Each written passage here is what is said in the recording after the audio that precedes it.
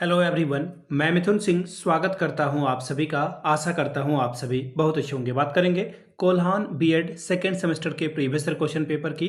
Paper आपका होगा pedagogy of mathematics. Paper का कोड है 7A। 2024 में आपकी परीक्षा संपन्न हुई थी। आगे बढ़े उससे पहले मैं आपको बता दूं, पिछले 5 साल के जितने भी प्रीवियस ईयर क्वेश्चन पेपर हैं, सारे क्वेश्चन पेपर की पीडीएफ आपको 49 रुपये में प्रोवाइड कर दी जाएगी, 49 रुपीज़ में। दूसरी बात, 199 रुपये में आपको सजेशन प्रोवाइड कर दिया जाएगा। अब ये सजेशन क्या होता है? सजेशन यानी कि वेरी वेरी इंपॉर्टेंट क्वेश्चन, ऐसे सवाल जो एग्जाम में बार बार पूछे जाते हैं, आंसर के साथ आपको प्रोवाइड कर दिया जाता है, जिसमें आपका पीवाईक्यू फ्री ऑफ कॉस्ट आ जाएगा। अब देखिए सजेशन तैयार कैसे होता है। सजेशन तैयार होता है पिछले 10 साल के पीवाईक्यू को स्कैन करके। दूसरी बात, आपका जो लेटेस्ट एग्जाम पैटर्न है उसको हम लोग फॉलो करते हैं। तीसरी बात, आपका जो सिलेबस है, सिलेबस में जो टॉपिक हैं जो बार बार एग्जाम में आते हैं उनको यहाँ पर देखा जाता है। चौथी और आखिरी बात, मेरा खुद का एक्सपीरियंस, मैंने बीएड एमएड कर रखा और पिछले 2-3 सालों से अलग अलग यूनिवर्सिटीज़ में सजेशन देने का मैं काम कर रहा हूँ। और झारखंड की बात करूँ तो नीलांबर पीताम्बर, कोल्हान, सिद्धू कानू मुर्मू, बीबीएमकेयू, विनोबा भावे, रांची यूनिवर्सिटी, इन जगहों पे मैंने सजेशन दिया है। काफ़ी अच्छी सफलता मुझे मिली है। अगर आप भी सफलता के भागीदार बनना चाहते हैं तो यहाँ से मेरी ईमेल आईडी आप देख लें, yourmithunsingh@gmail.com पे आप मुझे मेल कर सकते हैं। इंस्टा पे अगर आप हो, डू फॉलो मी @imithunsingh। बाकी आप मुझे व्हाट्सअप कर सकते हैं 7979054474 पे। तो चलिए एक एक करके पेडागोजी ऑफ मैथमेटिक्स के क्वेश्चन पेपर को देखते हैं कि किस तरह का सवाल यहाँ पर पूछा गया था। यहाँ से आप देख पाओगे, ये रहा आपका पेपर और यहाँ से आपको दिखेगा भी 7A। यहाँ से देख लीजिए 7A इस पेपर का कोड है, पेडागोजी ऑफ मैथमेटिक्स, और ये सेकेंड सेमेस्टर का क्वेश्चन पेपर आपके सामने 2024 का रहा। फुल मार्क्स था 40 का। 40 में अगर आप 18 लाते हो तो इस पेपर को क्वालिफाई कर जाते हो। वक्त मिलता है आपको 1.5 घंटे का, 1.5 आवर का। अब देखिए ग्रुप ए यहाँ पे दिया हुआ है। ग्रुप ए में मल्टीपल चॉइस क्वेश्चन है और 10 सवाल आपसे पूछे जाएंगे।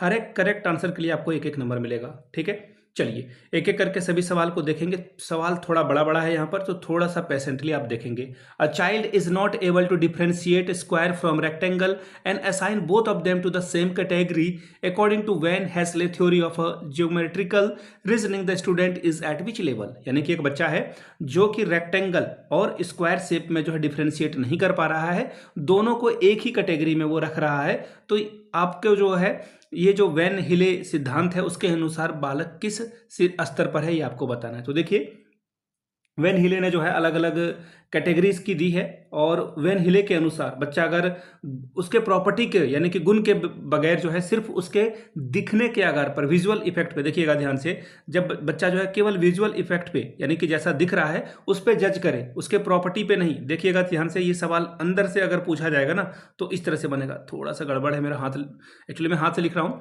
ये जो विजुअल है इस पर ध्यान दे और प्रॉपर्टी पे ध्यान नहीं दे, तो वैन हिले के हिसाब से जो है बच्चा किस आकार पे है, किस जगह पे है, तो बच्चा जो है आपको देखने को मिलेगा, बच्चा जो है अभी सिर्फ विजुअलाइज कर रहा है, यानी कि सिर्फ विजुअलाइजेशन वाले सिचुएशन में है। ऑप्शन नंबर 4 आपका करेक्ट हो जाएगा। अगर वो एनालिसिस करता ना तो वो समझ पाता कि दोनों में अंतर है। तो ये जिन्होंने भी टिक किया है उनका तो गलत हो गया, हंसना नहीं है। ऑप्शन 4 आपका सही हो जाएगा। ठीक है, चलिए अब बात करेंगे क्वेश्चन नंबर बी की। Which of the following teaching learning resources in mathematics can not be use to visually challenge student.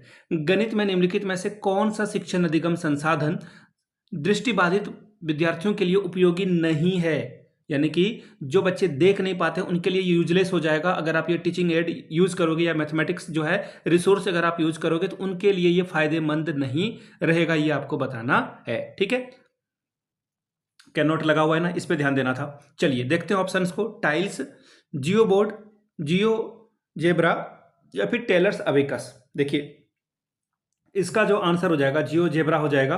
अब देखिए जियो जेब्रा की अगर मैं आपको पिक्चर बताऊं तो आप अगर ध्यान से देखोगे जियो जेब्रा को, एक्चुअली मैं एडिट जब करूंगा ना तो यहाँ पे आपको एक फोटो लगा दूंगा। ठीक है, प्रॉमिस, पिंकी प्रॉमिस, मैं बार बार भूल जाता हूँ। ठीक है, तो ये जियो जेब्रा जो है ये आप यहाँ से देख पाएंगे। ठीक है, अभी तो दिख नहीं रहा है बट आप कंसीडर कर लेना, मैं आपको जो है लगा कर दिखा दूंगा। और जियो जेब्रा जो है वो क्वालिटी वगैरह की जो है प्रॉपर्टी वगैरह को समझाने के लिए सबसे बेहतर टूल है। तो ये जो बच्चे देख नहीं पाते हैं वो इसे समझ नहीं पाएंगे। ठीक है, चलिए अगले सवाल की ओर हम लोग बढ़ेंगे। अगला सवाल देखिए क्या है। हाँ, एक और बात जियो जेब्रा के बारे में जान लीजिए।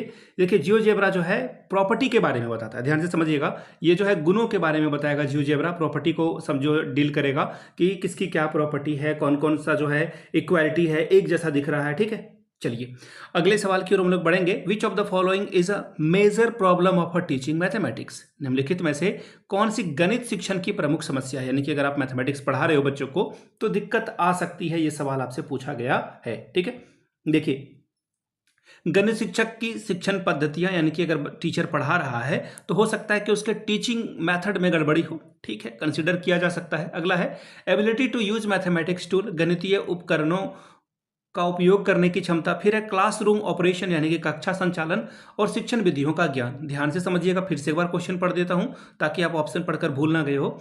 बोला गया कि समस्या है, कौन सी समस्या है? देखिए कौन जो है समस्या क्रिएट कर सकता है। तो देखिए ये अगर आप टीचर अगर जो है अच्छे से बच्चों को नहीं पढ़ाएगा तो ये एक तो सबसे पहले क्लासरूम जो ऑपरेशन है ये भी हो सकता है, लेकिन मेरे हिसाब से सबसे जो बेहतर आंसर होगा, अगर टीचर मेथड्स जो है अगर अच्छे से यूज नहीं कर पा रहा है, शिक्षण पद्धतियों को ठीक से यूटिलाइज नहीं कर पा रहा है, तो मैथमेटिक्स शिक्षण में जो है दिक्कत आएगी, मैथमेटिक्स पढ़ाने में बच्चे को समझ में नहीं आएगा। ऑप्शन 1 आपका करेक्ट होगा। अगला सवाल, teaching should be manually done by, शिक्षण मुख्य रूप से जो है किसके द्वारा किया जाना चाहिए? अब देखो अनट्रेन टीचर के द्वारा नहीं, एक्सपीरियंस टीचर के द्वारा हाँ, स्किलफुल और ट्रेन टीचर के द्वारा यानी कि कुशल एवं प्रशिक्षित शिक्षक के द्वारा हाँ, तो और एक और है यंग टैलेंटेड इंडिविजुअल, यानी कि युवा प्रतिभाशाली व्यक्ति के द्वारा बिल्कुल। तो यहाँ पे देखिए एक्चुअली क्या है ना कि इनसे गड़बड़ी हो गई है। ठीक है, या तो नहीं होना चाहिए था क्वेश्चन में, अगर खैर नहीं है तो यहाँ पर अगर आप ध्यान से देखोगे तो सबसे अच्छा तरीका क्या है, स्किलफुल टीचर हो आपका और ट्रेंड भी हो। देखिए दोनों इंपॉर्टेंट है, सिर्फ स्किल है, अगर आप ट्रेनिंग नहीं है आपकी कंप्लीट हुई तो फिर आप ठीक से नहीं पढ़ा पाओगे। अगला सवाल question number E, which of the following is the domain of learning according to Bloom? देखिए बीएस ब्लूम ने आपको पता है 3 जो है थ्योरी दी थी, जिसमें कि इमोशनल डेवलपमेंट आता है बीएस ब्लूम के हिसाब से, अफेक्टिव मोटर आता है, साइकोमोटर आता है। ठीक है, तो इसमें जो है बोला गया कि कौन सा सीखने का क्षेत्र है बीएस ब्लूम के अकॉर्डिंग, बीएस ब्लूम के अकॉर्डिंग बच्चा कहां पर सीख सकता है? देखिए सीखने के बहुत सारे तरीके हैं, लेकिन आपको ब्लूम के अनुसार, ब्लूम के अकॉर्डिंग बताना है। तो देखिए मैंने आपको क्या बताया कि सॉरी थोड़ा गले में खराश है मेरी, सॉरी फॉर दैट। देखिए बीएस ब्लूम ने जो है जो बातें बताई है, इन्होंने 5 जो है टेक्सोनॉमी भी दिया था जिसको आप समझ सकते हो, और उन्होंने बताया था कि बच्चा किस किस स्टेज पे कैसे कैसे जो है चीज़ों को सीखता है। ठीक है, तो फिलहाल यहाँ पे जो है आपका अफेक्टिव, ठीक है, यहाँ पे क्या हो जाएगा, affective is the right answer. इसको ध्यान में रखिएगा। ये बीएस ब्लूम जो भी हैं, बीएस ब्लूम के बारे में आप जान लीजिए, सेमेस्टर 2 में हर बार कोई ना कोई सवाल जो है आता ही आता है, तो इसको ध्यान में रखना है और अच्छे से आपको तैयारी करनी है। जिसमें देखिए एक और बात, बीएस ब्लूम के बारे में ये बात मैं लिखना चाह रहा था, बार बार ये दिमाग से स्किप हो रहा था। बीएस ब्लूम ने जो है 3 डोमेन दिया है सीखने का।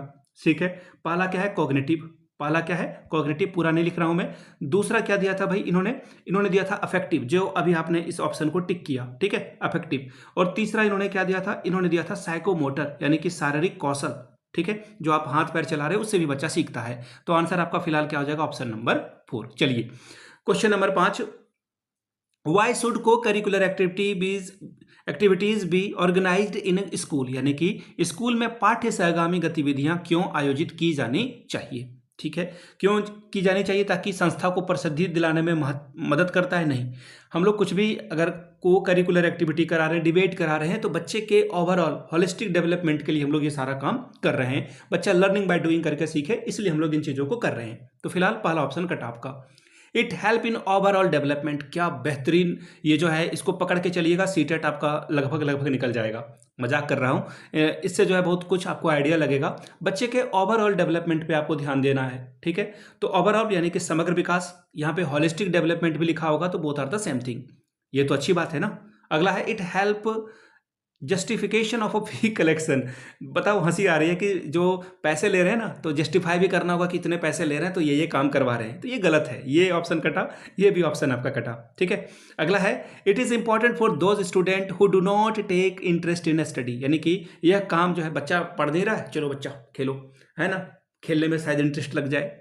ठीक है, ऐसे इसलिए नहीं करते हम लोग ये जो को करिकुलर एक्टिविटी करते हैं ताकि बच्चा ओवरऑल डेवलपमेंट सीखे, समाज में उठने बैठने सीखे, बात करने का तरीका सीखे, सलीका सीखे, एक दूसरे से कैसे रिस्पेक्ट से बात करते हैं, अपने से बड़ों के साथ कैसे बात करते हैं, छोटों से कैसे बात करते हैं, अपने के बराबर कैसे बात करते हैं, ये सारी बातों को वो समझ पाएगा। अगला सवाल, हु डिफाइन जीरो, जीरो की परिभाषा किसके द्वारा दी गई है? तो देखिए जीरो की भाषा जो परिभाषा है वो ब्रह्मदत्त के द्वारा दी गई है, ब्रह्मगुप्त के द्वारा दी गई है। ऑप्शन थर्ड आपका सही हो जाएगा। चलिए question number H, unknown to known is used for which teaching method in mathematics, यानी कि आप अननोन से अज्ञात से ज्ञात की ओर जा रहे हो तो कौन सा मेथड आप यूज कर रहे हो? तो एनालिटिक मेथड आप यूज कर रहे हो, जिसमें अज्ञात समस्याओं से जो है इसको शुरुआत करते हो और छोटे छोटे हिस्सों में से आप बांटते हो।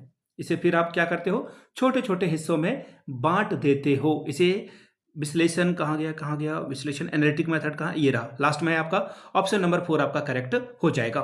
चलिए अगले सवाल की ओर हम लोग बढ़ेंगे। Question number I, a teacher ask student to write the following statement, twice of X plus 4, यानी कि जो है ट्वाइस प्लस एक्स प्लस 4 ये बच्चे को लिखने के लिए कहा गया। 3 टाइम एक्स माइनस 7 ये लिखने के लिए कहा गया। Student responded as a 2x plus 4 as a 3x minus 7 while the teacher was expecting this to write।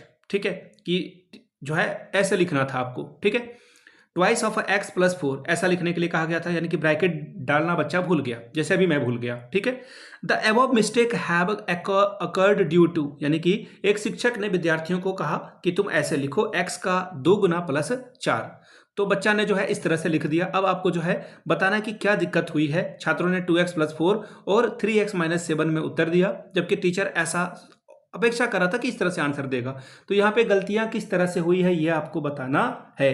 देखिए यहाँ पे जो है टीचर ने जो लैंग्वेज यूज करा उसकी वजह से जो है बच्चे ने मैथमेटिक्स के ऑपरेशन को समझ नहीं पाया, यानी कि लैक ऑफ अंडरस्टैंडिंग नहीं, ये नहीं होगा लैक ऑफ एप्रोप्रिएट प्रैक्टिस ना, यहाँ पे क्या है लैक ऑफ लैंग्वेज, यानी कि आंसर आपका 4 करेक्ट होगा।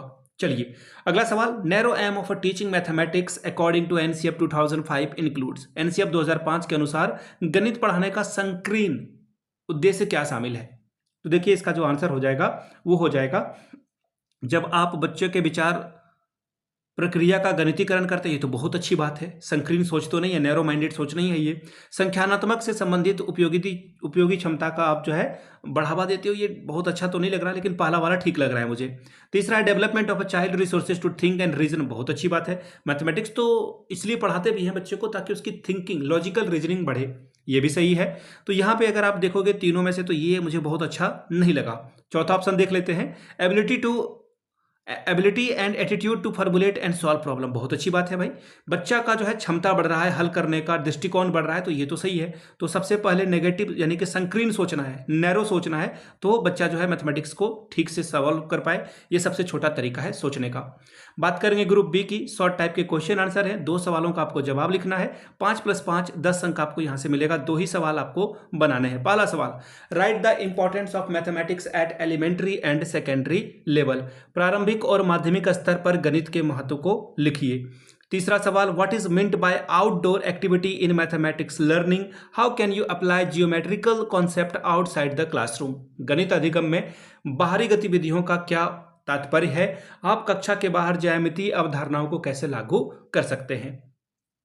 चौथा सवाल, discuss the nature and purpose of learning by discovery in mathematics, गणित में खोज के द्वारा सीखना की प्रकृति और उद्देश्यों के ऊपर चर्चा कीजिए। पांचवा सवाल, what is the role of a key learning resources in mathematics, गणित में प्रमुख शिक्षण संसाधनों के बारे में क्या भूमिका है इसकी, ये बताना था। बात करेंगे ग्रुप सी की, लॉन्ग आंसर टाइप के क्वेश्चंस हैं और ये रहा आपका सवाल। 2 सवाल आपको करने हैं जिसके लिए आपको 10 + 10 20 अंक आपको मिलेगा। 2 ही सवाल करना है यहाँ भी। पहला, write down nature and scope of mathematics, गणित की प्रकृति और क्षेत्र को लिखिए।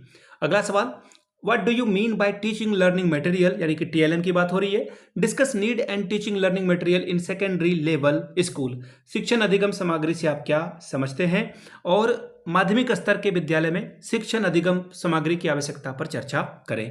क्वेश्चन नंबर 8वां, discuss in detail importance of activity in mathematics, यानी कि गणित में विभिन्न गतिविधियों के महत्व की चर्चा विस्तार से करें। Question number 9, what do you mean by problem solving method, discuss in detail the different steps of a problem solving method in mathematics, समस्या समाधान विधि से आपका क्या तात्पर्य है, गणित में समस्या समाधान विधि के विभिन्न चरणों का विस्तार पूर्वक चर्चा करें। तो ये था आपका question paper pedagogy of mathematics का। अगर आपको पिछले 5 साल का PYQ चाहिए तो ये आपको 49 रुपये में, अगर आपको सजेशन चाहिए तो 199 में आपको ये प्रोवाइड कर दिया जाएगा। यहाँ से मेरी email ID आप देख लें, yourmithunsingh@gmail.com पे आप मुझे मेल कर सकते हैं। इंस्टा पे अगर आप हो डू फॉलो मी @imithunsingh, बाकी आप मुझे व्हाट्सअप कर सकते हैं 7979054474 पे। वीडियो को आपने यहाँ तक देखा, प्यार दिया, इसके लिए आप सभी का बहुत बहुत शुक्रिया। Have a good day.